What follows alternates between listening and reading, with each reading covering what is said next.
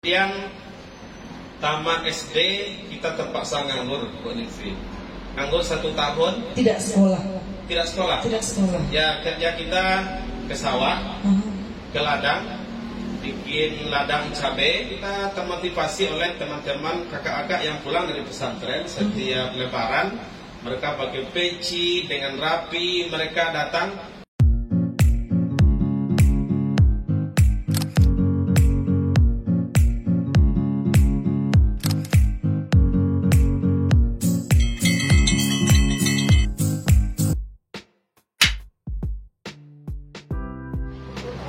Assalamualaikum warahmatullahi wabarakatuh. Pemirsa MTS 1 Padang TV, bertemu lagi dengan saya Febra Ningsih di episode kali ini. Seperti biasa kita akan kedatangan para narasumber yang luar biasa inspiratif, punya cerita-cerita menarik yang tentunya bisa kita jadikan pelajaran, dan tentunya hal ini akan kita bisa jadi aplikasi dalam kehidupan sehari-hari. Nah, ingin tahu bagaimana kisah-kisah menariknya dari para narasumber kita. Hari ini kita sudah kedatangan Bapak Tengku Dafril. Nah, Bapak ini sebagai Wakil Kepala Bidang Humas di MTS 1 Kota Padang. Nama lengkapnya Bapak Dafril MPDI. Selamat pagi, Assalamualaikum warahmatullahi wabarakatuh. Waalaikumsalam warahmatullahi wabarakatuh. Selamat pagi, Bu Ningsih. Selamat pagi, Pak. Bagaimana kabarnya, Pak? Sehat? Alhamdulillah, luar biasa, tetap semangat. Cinta MTSN 1 Kota Padang. Allahu Akbar. Allahu Akbar. Nah, luar biasa sekali. Dari semangat awal sampaan paginya saja sudah luar biasa pemirsa ya. Belum lagi masuk ke topik-topik berikutnya. Boleh kami berkenalan dulu ya Pak ya, karena perkenalan ini sangat berarti ya Pak ya, karena baru kenal nama. Nama tentu membawa rasa begitu Pak ya. Silakan Pak. Boleh nama, hobi dan lain-lain. Silakan Pak. Ya, oke, terima kasih Bu Ningsih. Kita ingin mulai dengan sebuah pantun. Tempat dermaga di Pulau Mali, dermaganya rapi, muatannya padat. Selamat berjumpa di channel YouTube MTSN 1 Padang TV bersama Ibu Ningsih, presenter hebat. Oke, luar biasa. Ini ada sayangnya di pantun ya Pak ya. Terima kasih Pak Dafril. Oke, Assalamualaikum warahmatullahi wabarakatuh. Terima kasih kita ucapkan pada Ibu Febra Ningsih, host hebat dan presenter yang luar biasa yang memandu kegiatan dan acara di MTSN 1 Padang TV pada pagi hari yang sangat cerah ini.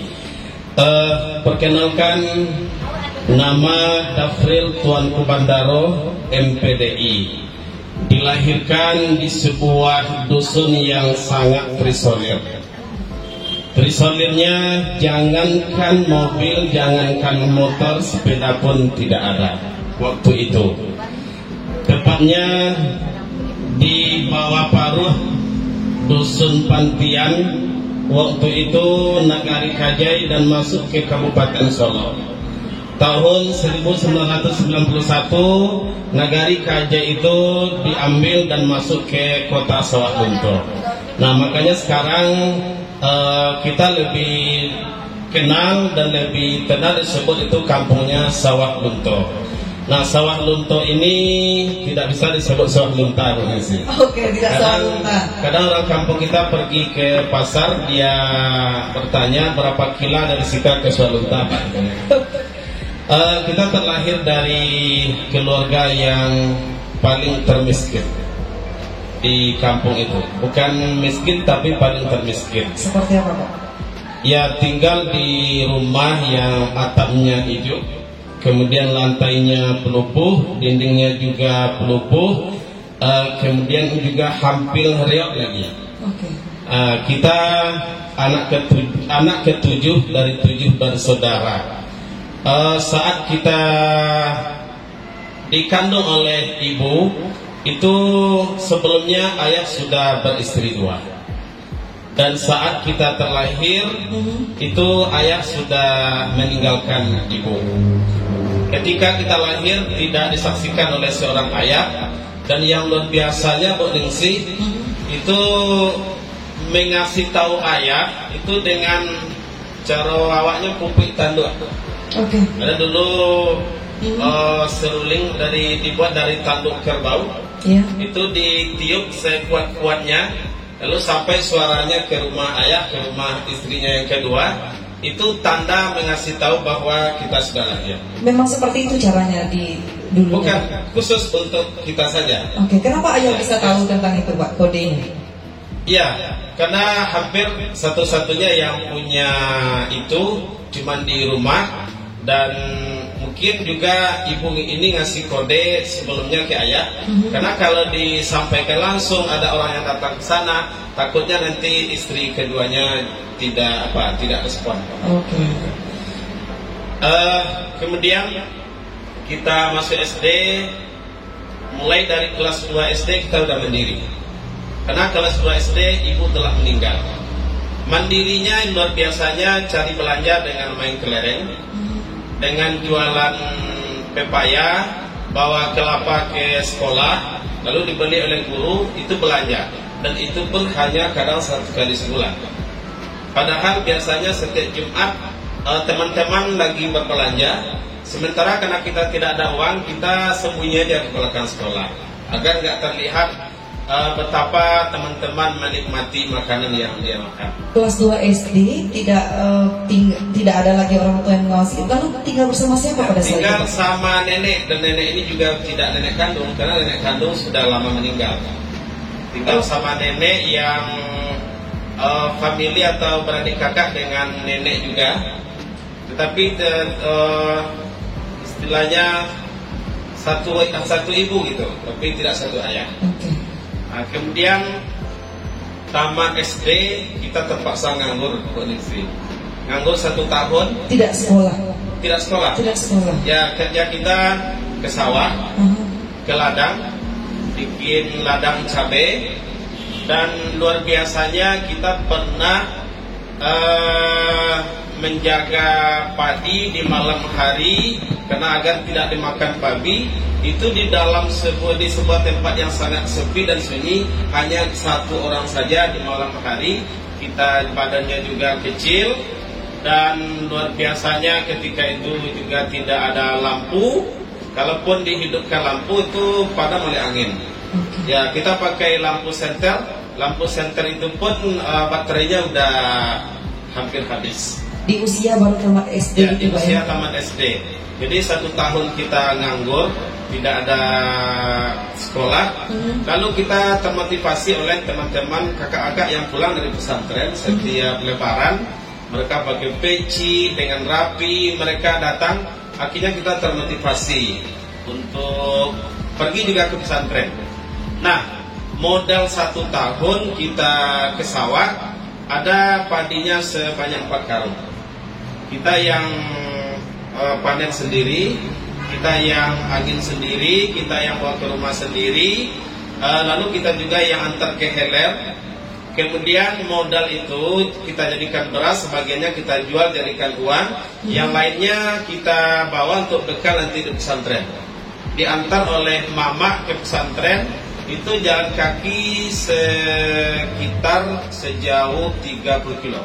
Itu di mana lokasi pesantren? Jalan kaki. Pesantrennya di Talawi Swalunto, Kecamatan Talawi, dan itu hanya pesantren tradisional, tidak ada belajar umumnya, tidak ada rapornya, tidak ada ijazahnya. 30 kilo jalan kaki, itu Ya. berapa lama Pak sampai di sana? Ya, hampir berapa lah ya, sekitar 3-4 jam. 3-4 jam berjalan Jalan kaki. kaki sama mama. Jadi di ujung juga beras 1 butir. Kemudian ada juga tas yang dipegang, badan kecil. Lalu kita berjalan sekian lama. Pas sampai di pesantren, 2 minggu beras ini habis. Bekal juga sudah habis. Sementara tidak ada yang akan bisa bantu. Kakak 6 orang hidup di bawah tatanan kemiskinan, malah jauh sangat-sangat miskin.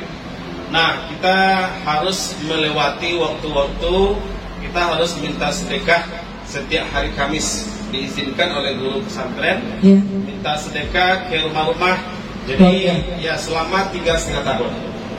Nah, selama 3,5 tahun itu Bapak Bu Nesi hafal rumah-rumah orang Kota Swalunto, Kabupaten Tanah Datar, dan kita pernah jalan kaki Swalunto Tanah Datar, kita pernah jalan kaki Swalunto Solo. Nah, jadi rumah-rumah orang Swalunto itu sudut-sudutnya kita tahu. Karena 3,5 tahun mengalami 3,5 tahun 1 kali seminggu rutin untuk cari biaya. Kalau enggak, kita enggak bisa lanjutkan di pesantren. Nah, ini sejarah. Jadi kita tidak ada pernah sekolah di SMP, MTS, MA dan SMA. Di sana ketika 4 tahun di pesantren, kita ngajar privat ke rumah-rumah. Salah satu yang diajar itu adalah anak dari Kandek. Dulu Kandek namanya. Kandek ini kecamatan. Okay. Kalau sekarang kan UPTD. Nah, jadi bapak ini nanya di sana panggil tuanku, apakah engkau ada ijazah SMP? Ya kita bilang tidak, karena kita tidak sekolah, tidak ada belajar apa-apa, tidak tahu sedikit pun pelajaran umum. Kata bapak ini, administrasi tidak ada begitu Pak ya? Ya tidak ada. Jadi kata bapak ini ikut ujian paket B ya katanya. Nah kita ikut ujian paket B, alhamdulillah lulus. Nah gitu. Kemudian 6,5 tahun di Talawi Swalunto, kita mau dipindahkan oleh seseorang tokoh Talawi ke Sungai Sari Padang Pariaman. Kemudian yang satu tokoh lagi menyarankan kita pindah ke Batangkabung Kota Padang pesantren. Lalu setelah kita ikhtiar, kita istikharah, kita pilih pindah ke Batangkabung. Nah sesampainya di Batangkabung, kita ikuti pelajaran pesantren di sana. Kemudian 2 bulan di sana kita disuruh ngajar di SMA Perti ketika itu, ngajar kitab kuning. Kemudian 2 bulan ngajar, 1 tahun ngajar, kita ambil tingkat terakhir pesantren di Batangkabung, kelas 7-nya. Itu diistilahkan dengan Marapulai Kaji. Nah, sesaat sebelum Taman Marapulai Kaji ini, kepala SMA Perti itu nanya lagi, Ustadz punya ijazah aliyah enggak? Kita bilang nggak punya Pak, karena kita nggak ada sekolah, nggak ada mencicipi pelajaran umum sedikit pun. Nah kata Bapak ini ikut ujian persamaan MAN ya katanya. Jadi ikut ujian persamaan ketika itu mas ikut ujian persamaan mas.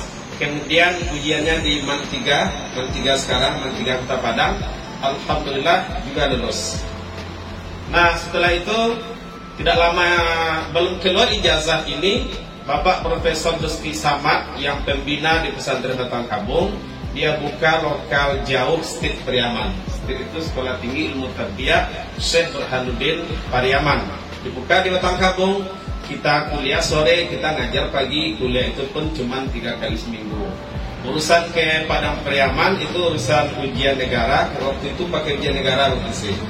Kemudian juga urusan skripsi, kemudian wisuda. Itu aja urusannya, tapi kuliahnya di Batangkabung. Ini perjalanan pendidikan. Nah, ini dari kecil begitu Pak ya, sudah getir sekali sepertinya kehidupan yang ditempuh Pak. Ya. Apakah tidak ada perasaan ingin menyerah, menangis? Karena kan seusia itu kan normal saja begitu Pak ya, tidak terlalu kuat seperti orang-orang dewasa pada umumnya. Apa yang dipikirkan Pak? Ya, kita punya modal 2 sih. Modal pertama, kita sedikit dilebihkan oleh Allah kecerdasan berpikir. Yang kedua, dimanapun kita berada, orang selalu sayang ke kita. Jadi ada saja ketika di pesantren itu, ada saja orang yang ingin dia anggap kita anak angkatnya. Kemudian dia suruh kita berdoa ke rumahnya sekali seminggu. Kemudian sampai sekarang itu sebanyak 16 rumah ibu angkat di sana. Kemudian adakah sekali-kali rasa ingin menyerah? Sebenarnya ada. Ingin menyerah, ingin berhenti, ingin cari pekerjaan lain, tetapi selalu ditopang karena kita punya cita-cita ingin jadi ulama yang cendekiawan. Ingin jadi ulama yang cendekiawan. Jadi meskipun kadang naik kekuatan iman kita untuk belajar, kadang turun, tapi kita coba, kita lawan dengan perasaan positif. Kita harus sampaikan cita-cita. Luar biasanya Bu Desi, kan judulnya sekarang kan tak pernah terbayangkan. Karena 5 tahun di pesantren itu hampir menikah. Kenapa hampir menikah?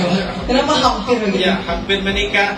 Ya, silakan dulu ketika muda-muda ada dekat dengan orang. Lalu orang ini dia sampaikan ke orang tuanya, dicari mama kita oleh orang tuanya. Nah, padahal ketika itu kita baru punya ijazah paket B. Kalau seandainya saat itu menikah, tidak akan ada hal yang cerita hari ini. Cerita hari ini. Kemudian waktu awal-awal di Padang itu tahun 2001 hampir menikah lagi. Ya, itu dengan Bako. Nah, Bako ini sudah dekat kali lah dengan kita, sudah saling berbagi. Tapi ada saja pemutusnya mungkin yang namanya tidak jodoh begitu. Ada saja jalannya untuk memisahkan. Andaikan waktu itu juga menikah, kita tidak akan ada cerita hari ini. Oke, berarti sudah 2 kali hampir menikah begitu Pak ya? Sampai perjalanan hari ini. Pak Tengku di masa kecil begitu Pak ya? Kan berarti hatinya luar biasa untuk sampai hari ini kuat sekali begitu Pak ya? Karena mungkin saya pribadi nggak bisa membayangkan begitu hidup di tengah-tengah kemiskinan, orang tua meninggal begitu Pak. Tidak ada begitu Pak menangis begitu atau minta apa ke orang, seolah-olah kesal gitu terhadap hidup seperti ini begitu Pak. Kenapa kuat terus sepertinya? Ya, alhamdulillah, karena kita selalu dekatkan diri pada Allah, kemudian dekat dengan masyarakat. Bahkan luar biasanya Bung Insi ketika di Talawi itu kita belum seberapa umurnya, karena kita pernah juara MTQ di Swalunto bidang takfir, lalu diamanahi menjadi imam nagari. Kemudian juga menjadi khatib nagari. Di sana khatibnya berbahasa Arab, jadi dicarilah orang-orang yang bacanya fasihah. Nah, itu kita baru muda dan itu imam paling muda dan khatib termuda ketika itu. Yang luar biasanya lagi, kita sejak 4 tahun di pesantren itu mengalami sakit sampai di Padang ini masih sakit, kemana-mana berobat, tidak ada lagi rasanya tempat-tempat berobat yang kita tidak tahu. Nah, kita diuji oleh Allah Ta'ala dengan sesuatu penyakit. Berapa tahun Pak? Itu hampir 7 tahun ada, 8 tahun. 7 tahun. Ya, sakit. Kita tidak pernah menyerah. Ya, karena jalan hidup kita itu pasti yang terbaik dipilihkan oleh Allah Ta'ala. Nah, perjalanan Bapak sampai menjadi Wakahumas hari ini begitu Pak. Apakah Bapak memang langsung mengajar di KSN 1 atau seperti apa Pak sebelumnya? Ya, sejarah ASN Buk Ningsih tahun 2003 kita ngurus Musola Al-Hidayatul Hitam ke kantor KUA, ingin jadi masjid.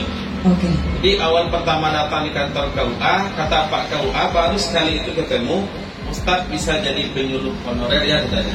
Itu Pak KUA-nya Bapak Nazaruddin Kulungan. Langsung ditawarkan? Ya, langsung ditawarkan. Padahal itu cuma 1 kali ketemu. Niatnya cuma mengurus ini Pak ya? Pertama ya. Ya, kita tanya apakah maksudnya Pak, ya lalu dia terangkan, masukkan persyaratan. Padahal orang-orang sudah duluan masukkan persyaratan, kita udah amat terlambat. Tapi kata Pak KUA itu masukkan saja. Di alhamdulillah tahun 2004 kita keluar SK penyuluh agama honorer. Tahun 2005 ada pendataan database oleh Presiden Pak SBY ketika itu. Syaratnya 1 tahun SK honornya. Alhamdulillah kita sudah 1 tahun honornya dimasukkan ke dalam database. Dan 2009 keluarlah untuk melengkapi bahan untuk jadi CPNS. Itu yang luar biasanya. Kita tidak mau lengkapi karena kita tidak ada cita-cita ingin jadi ASN. Kita hanya jadi ingin ulama yang cendekiawan. Akhirnya karena dorongan dari keluarga, kita pas 2 hari terakhir, H-2 terakhir untuk melengkapi bahan, ya kita lengkapi bahan, alhamdulillah lengkap. Nah, tahun 2010 baru keluar SK. Keluar SK itu dengan golongan 2 ijazah aliyah. Padahal kita SMA berarti ya, kita udah impikan kita akan jadi guru karena kita SPDI. Karena udah dimasukkan juga ketika melengkapi bahan untuk ijazah SPDI-nya, S1-nya. Tapi itulah takdir Allah, keluar 2A dan kita nikmati menjadi staf di Mapenda Kemenak Kota Padang selama lebih kurang 4 tahun. Itu ketika itu kasihnya Pak Kasmir dan setelah itu Pak Iman Sofa. Kemudian karena kita punya ijazah SPDI, ijazah guru, itu bermohon pindah menjadi guru. Padahal saat itu aturan telah tidak bisa lagi digunakan orang yang golongan 2 yang jadi guru, meskipun dia sudah S1. Tapi karena kebijakan pimpinan waktu itu dipindahkan ke MTS Batanghapur. Di sebagai guru golongan 2B. golongan menjadi guru ya, di golongan 2. Di golongan 2B. Oke. Kemudian setelah sampai di Batangkabung, diamanahi jadi kepala MTS TI Batangkabung 3 tahun. Berarti Bapak pernah jadi kepala madrasah selama 3 tahun? Jadi kepala madrasah 3 tahun. Alhamdulillah saat itu baik di KSM 3 anak kita yang lomba 3-3-nya dapat. Dan kita pernah juga adibiata di MTS yang kita pimpin itu. Kemudian tahun 2016 kedua lagi aturan guru PNS yang ada di swasta wajib sertifikat ke negeri. Nggak boleh lagi di swasta. Makanya pindah ke MTSN 1 Kota Padang tahun 2000. Awalnya sudah mulai ngambil jam dari tahun 2016. Oh, sudah mengajar juga di sini, Pak? Ngambil jam aja dulu. Karena kita tetap kepala di MTS Batangkabung. 2017 kita pindah total ke sini. Kemudian alhamdulillah juga pindah ke Batangkabung. Tidak lama setelah itu terpanggil juga untuk PLPG sertifikasi. Jadi pas sampai di MTSN 1 Padang 2017 langsung sertifikasinya bisa dicairkan. Oke, luar biasa sekali. Berarti insya Allah Pak ya, dari getirnya hidup tadi sepertinya jalannya ada sudah jalan begitu ya. Pak ya. Walaupun tidak disangka-sangka begitu Pak. Ya, jadi kan judulnya tak terbayangkan. Oke. Nah, jadi ceritanya jadi Wakahumas itu tahun 2018 ada pemilihan waka di ruangan guru. Itu diminta kita yang memimpin rapat. Ya, kita yang memimpin rapat, terpilih beberapa orang. Nah, terpilih beberapa orang. Setelah itu dirapatkan lagi rapat kecil oleh kepala madrasah. Kita juga dipercaya sebagai pemimpin rapat oleh Pak Kepala. Dan saat itu jujur ini ada saksinya, ada Bu Nani, ada yang lain. Bapak tidak mau jadi waka. Awalnya ditawarkan waka kurikulum, nggak mau. Waka sarpras juga nggak mau. Pokoknya semuanya nggak mau.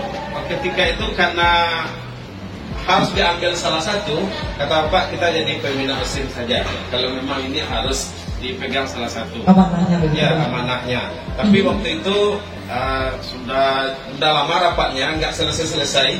Ya, saksinya ada, saksi hidupnya sampai saat ini ada beberapa guru-guru yang rapat ketika itu. Nah, akhirnya dengan ikhtiar kita pilih Wakahumas. Kenapa Wakahumas? Ya, kenapa Wakahumas? Karena kebiasaan kita sering bergaul dengan orang luar, dengan masyarakat. Kita sering ke kantor-kantor, apalagi pengalaman organisasi.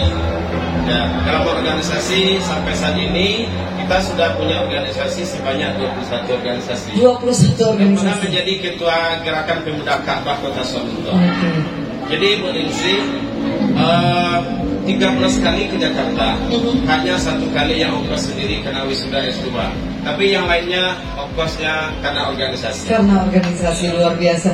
Sepertinya ini pemirsa tidak cukup waktu kita untuk mewawancarai Wakahumas yang luar biasa. Saya saja terpana begitu ya dengan kisah beliau dari semasa kecil yang luar biasa ditempuh oleh anak seusia itu sampai menjadi Wakahumas hari ini yang luar biasa menorehkan berbagai prestasi. Nah, mungkin Pak Tengku kita akan bahas tentang kehumasan.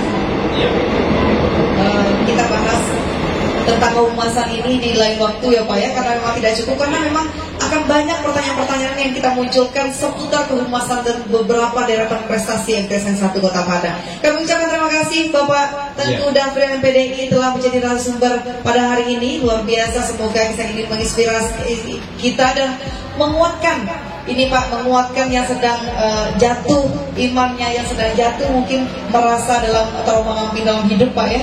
Insya Allah berikhtiar untuk menjadi lebih baik lagi. Pemirsa, bertemu lagi kita di episode berikutnya. Tetap saksikan kami di MTSN 1 Kota Padang TV. Saya Febrani Ningsi dan narasumber kami undur diri. Billahi taufiq wal hidayah. Assalamualaikum warahmatullahi wabarakatuh. Waalaikumsalam warahmatullahi wabarakatuh.